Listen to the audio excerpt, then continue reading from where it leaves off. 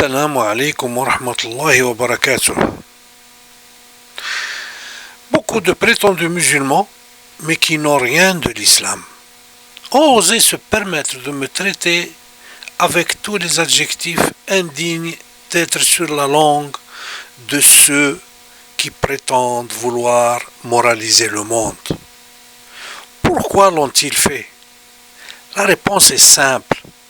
Quand ils n'ont pas de contradictoire, la seule chose qui leur reste, c'est d'exposer aux autres leur virilité verbale, et donc leur insulte et leur offense. J'ai repris dernièrement dans mes discussions sur mes pages Facebook le sujet du jeûne durant le mois de Ramadan. Est-il obligatoire, comme disent la majorité des musulmans? Ou est-il non obligatoire, comme nous le disons? Est-il vraiment un pilier de l'islam, comme dit la tradition, et pas le Coran? Ou ne l'est-il pas? Pour répondre à ces questions, nous allons utiliser soit des versets explicites dans le Coran, soit des hadiths en confirmation à nos conclusions à ce sujet. Allah nous a donné dans le Coran les instructions suivantes pour le jeûne durant le mois de Ramadan. Dans Surat al-Baqarah, Allah nous a dit dans les versets 183-184: Ô vous les croyants, on vous a prescrit le siyam comme on l'a prescrit à ceux d'avant vous. Ainsi atteindrez-vous la piété pendant un nombre déterminé de jours. Quiconque d'entre vous est malade ou en voyage devra jeûner un nombre égal d'autres jours. Mais ceux qui pourraient le supporter sans difficulté et ne veulent pas le faire, il y a une compensation: nourrir un pauvre. Et si quelqu'un fait plus de son propre gré, c'est pour lui, mais il est mieux pour vous de jeûner, si vous saviez. يا أيها الذين آمنوا كتب عليكم الصيام كما كتب على الذين من قبلكم لعلكم تتقون أياما معدودات فمن كان منكم مريضا أو على سفر فعدة من أيام أخر وعلى الذين يطيقونه فدية طعام مسكين فمن تطوع خيرا فهو خير له وأن تصوموا خير لكم إن كنتم تعلمون. À peine nous citons ces versets à des musulmans qui ne veulent pas croire à nos convictions, les voici sauter de suite sur l'occasion pour nous opposer le fait que le verset parle de kutiba, qui selon eux signifie Allah vous a ordonné. Ils se précipitent de suite en nous disant que Allah a imposé le jeûne et qu'il est donc obligatoire pour tous les musulmans. S'ils parlaient, au moins ayant des connaissances approfondies sur le texte du Coran en général, on les écouterait et on discuterait sereinement avec eux. Mais non, eux, ils se scandalisent à partir du moment qu'ils savent que nous ne considérons pas le jeûne obligatoire. Et le Coran est très précis, car il a utilisé l'expression « Furida alaykum » dans le texte coranique, quand Allah a voulu nous dire « Il vous a été ordonné ». Je vous donne un exemple. Coran chapitre 24, verset 1. C'est sourate An-Nur. Voici une sourate que nous avons fait descendre et que nous avons imposée ou ordonnée, et nous y avons fait descendre des versets explicites afin que vous vous souveniez. Suratun anzalnaha wa faradnaha wa anzalna fiha ayatin bayyinat la'allakum tadhakkarun. Wa faradnaha, dit le verset. Par contre, Allah a utilisé kutiba alaykum quand il y avait un choix entre plusieurs possibilités, Allah utilise kutiba alaykum. Allah a utilisé kutiba alaykum quand il nous a, par exemple, prescrit les règles de l'héritage. Il nous a donné deux choix. La wasiya, c'est-à-dire le testament, c'est le premier choix. Allah dit dans Surat al-Baqarah, le chapitre 2 du Coran, verset 180. On vous a prescrit quand la mort est proche de l'un de vous, et s'il laisse des biens, de faire un testament en règle en faveur de ses pères et mères et de ses plus proches. C'est un devoir pour les pieux. Kutiba alaykum, إذا حضر أحدكم الموت إن ترك خيرا الوصية للوالدين والأقربين بالمعروف حقا على المتقين. Ou alors les règles de partage de l'héritage, ça c'est le deuxième choix. C'est-à-dire, quand il a dit kutiba alaykum, il a donné deux choix. Le premier choix c'est le testament, laisser un testament pour décider à qui donner son héritage, à qui laisser son héritage. Et le deuxième choix, le voici, c'est dans Coran chapitre 4 verset 11. Voici ce que Allah vous a enjoint au sujet de vos enfants. Au fils, une part équivalente à celle de deux filles. S'il n'y a que des filles, même plus de deux, à elles alors deux tiers de ce que le défunt est, etc. jusqu'à la fin du verset.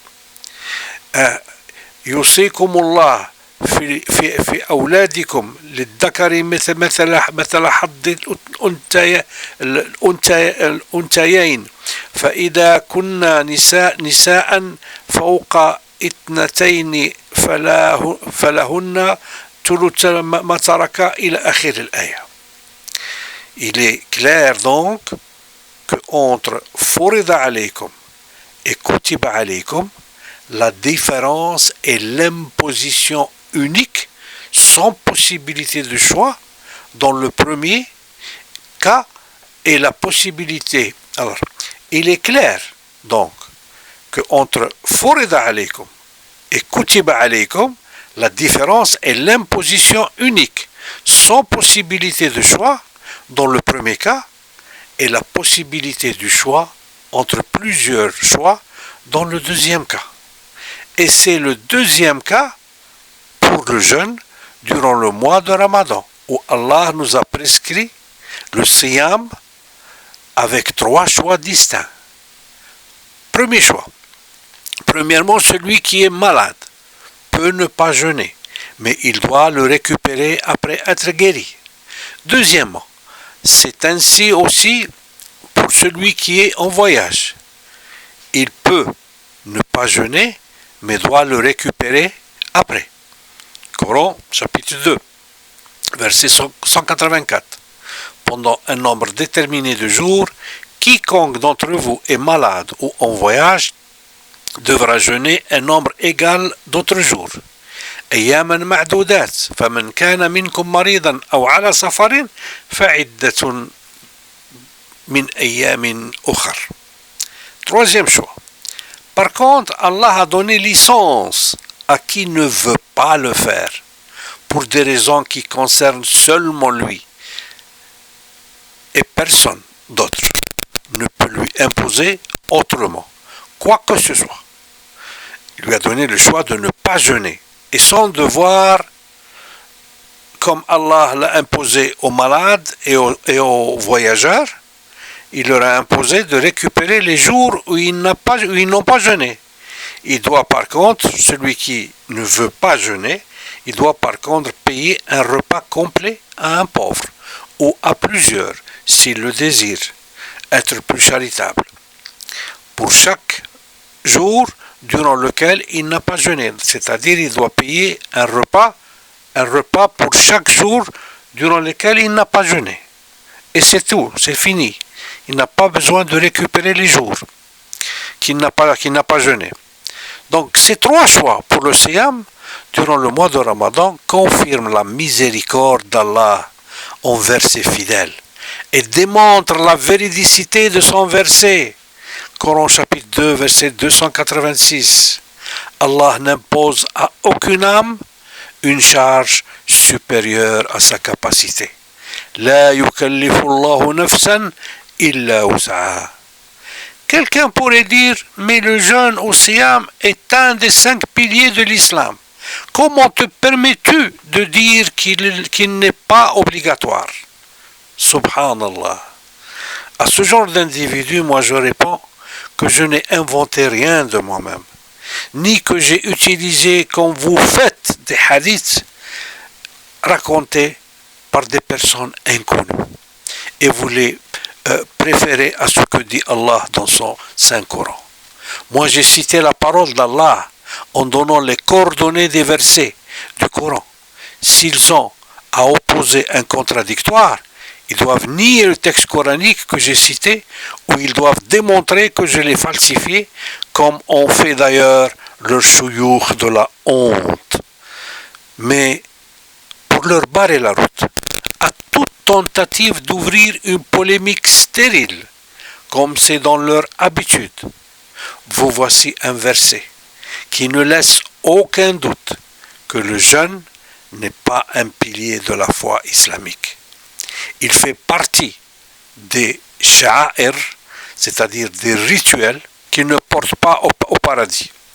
Ce qui construit des pieux et garantit l'entrée au paradis, c'est ce qui se trouve dans l'ordre, dans le verset suivant. Coran chapitre 2, verset 177.